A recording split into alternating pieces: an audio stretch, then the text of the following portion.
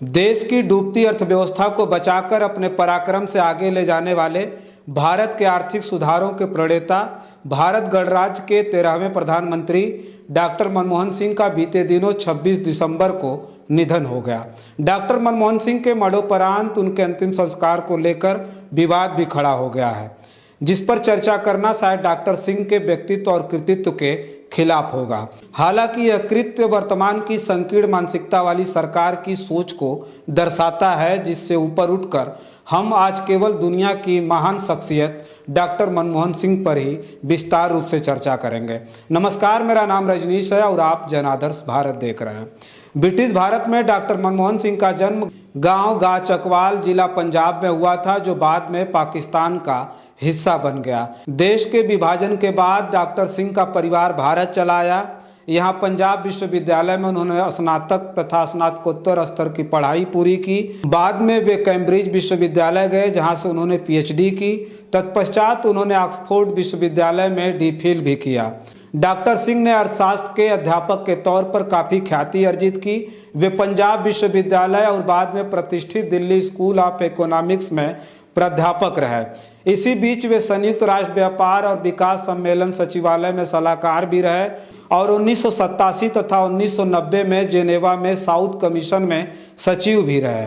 1971 में डॉक्टर सिंह भारत के वाणिज्य एवं उद्योग मंत्रालय में आर्थिक सलाहकार के तौर पर नियुक्त किए गए थे। इसके तुरंत बाद 1972 में उन्हें वित्त मंत्रालय में मुख्य आर्थिक सलाहकार बनाया गया। इसके बाद के वर्षों में वे योजना आयोग के उपाध्यक्ष, रिजर्व बैंक के गवर्नर, प्रधानमंत्री के आर्थिक सलाहकार और विश्वविद्यालय अनुदान आयोग के अध्यक्ष भी रहे हैं। भारत के आर्थिक इतिहास में हाल के वर्षों में सबसे महत्वपूर्ण मोड़ तब आया जब डॉक्टर सिंह 1991 से 1996 तक भारत के वित्त मंत्री रहे। उन्हें भारत के आर्थिक सुधारों का प्रणेता माना गया है। आम जनमानस में ये साल निश्चित रूप से डॉक्टर मनमोहन सिंह के व्यक्तित्व के इर्द गिर्द घूमता रहा है। डॉक्टर सिंह के परिवार में उनकी पत्नी श्रीमती गुरुशरण कौर और 3 बेटियां हैं।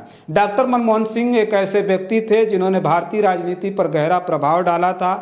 1990 की दशक की शुरुआत में जब उन्होंने उदारीकरण की दिशा की तरफ कदम उठाया तो इसे भारत को एक आर्थिक महाशक्ति बनाने की कोशिश के रूप में देखा गया। उनके निर्णय और नीतियां भारतीय अर्थव्यवस्था के लिए मील का पत्थर साबित हुई। 2004 से लेकर अगले 10 वर्षों तक प्रधानमंत्री के रूप में उन्होंने देश को न केवल घरेलू बल्कि वैश्विक स्तर पर भी एक नई दिशा दी। वर्ष 2004 से लेकर 2014 तक भारत के प्रधानमंत्री की कुर्सी संभालने वाले मनमोहन सिंह को आर्थिक उदारीकरण के नायक के तौर पर देखा जाता है। साल 1991 में प्रधानमंत्री पीवी नरसिम्हा राव के नेतृत्व वाली कांग्रेस पार्टी की सरकार में मनमोहन सिंह को वित्त मंत्री बनाया गया था। उनकी बनाई नीतियों ने देश में लाइसेंस राज को खत्म कर उदारीकरण के ऐसे दरवाजे खोले जिसने भारत को न सिर्फ गंभीर आर्थिक संकट से बचाया बल्कि देश की दिशा और दशा को बदल कर रख दिया।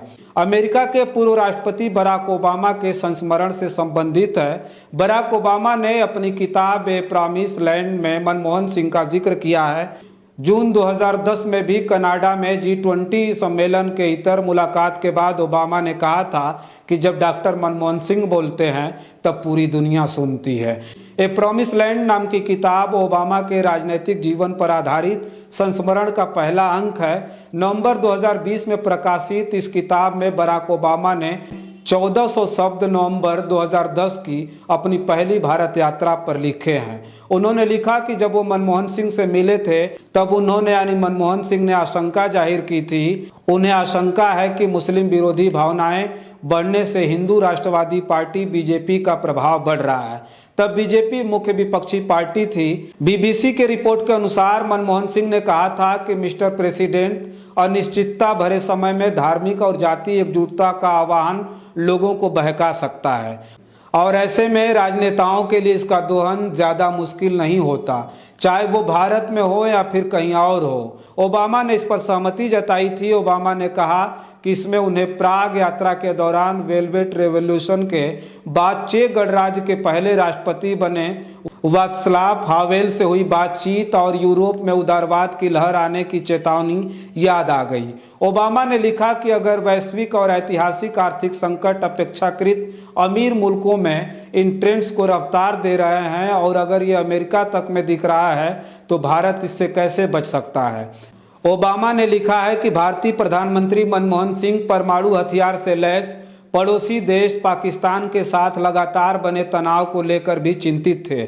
ओबामा ने मनमोहन सिंह को भारत के आर्थिक बदलाव का मुख्य आर्किटेक्ट, बुद्धिमान, विचारवान और निष्ठापूर्वक ईमानदार बताया है। ओबामा ने लिखा कि जब पाकिस्तान की भी समस्या थी, साल 2008 में मुंबई के होटलों और दूसरी जगहों पर हुए आतंकवादी हमले की भारत के साथ जांच करने के काम में वो लगातार नाकाम साबित हो रहा था।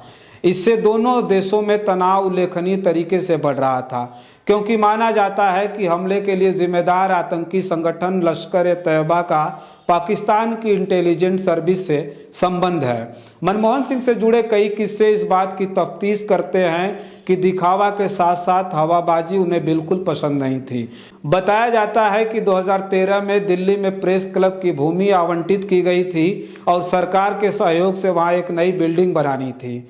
इसके लिए सभी तैयारियां पूरी हो चुकी थी। प्रेस क्लब के प्रतिनिधि डॉक्टर सिंह के सलाहकार के पास आए और उन्होंने अनुरोध किया कि कम से कम इस प्रेस क्लब की नई बिल्डिंग की नींव का पत्थर डॉक्टर मनमोहन सिंह रख दें।